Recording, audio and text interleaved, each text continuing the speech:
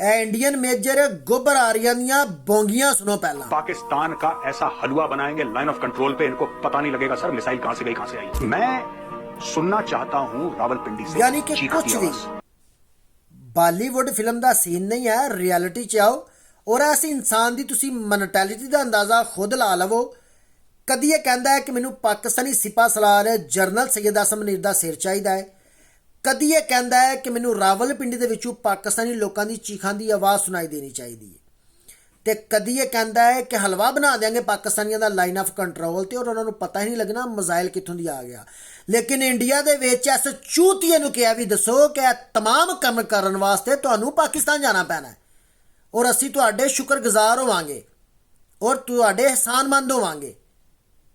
लेकिन एक मुफ्त दे विच मशवरा भी तुहानूं मैं दे देवां कि पाकिस्तान दे विच हर दूसरा या तीसरा बंदा अपनी जान तो तंग जे, खुदकुशी कर नहीं सकता क्योंकि इस्लाम च खुदकुशी हराम है। बाकी तुसीं समझदार हो मैं की कहना चाहना। लेकिन यह पहलगाम के अंदर जिन्ना भी तुसां ड्रामा रचाया और पाकिस्तान नूं तुसां बदनाम करने की नाकाम कोशिश की, यह ड्रामा तुहाडा बिल्कुल फ्लाप हो चुका है। तुहाडे एजेंसियां का फेलीयर, तुहाडी 8 लाख फौज कश्मीर च की कर रही है? 12 टान खेड रही है, लूडो खेड रही है, की कर रही है? तुहाडे अदारे तुहाडियां एजेंसियां की कर रही ने? सत्तू पी के सुते हो?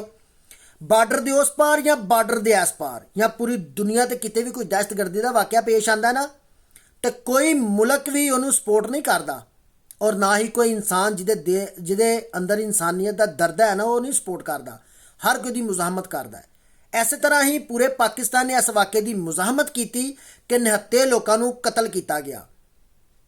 और तुसी अपने आप को कंपेयर करके थोड़ा जा वेखो कि जो जाफर एक्सप्रैस पाकिस्तान के अंदर होया तो तुहाडे इलैक्ट्रॉनिक्स मीडिया, सोशल मीडिया, तुहाडे जिन्ने जर्नलिस्ट ने, एनालिस्ट ने, हत्ता कि गोबर आर्या वर्गे गंदे तरीन बंदे इन्ना बह के पाकिस्तान का मजाक उड़ाया कि इन्हां दियां नंबर 1 फौजां ते एजेंसियां ते फलाना फलाना कित्थे चला गया।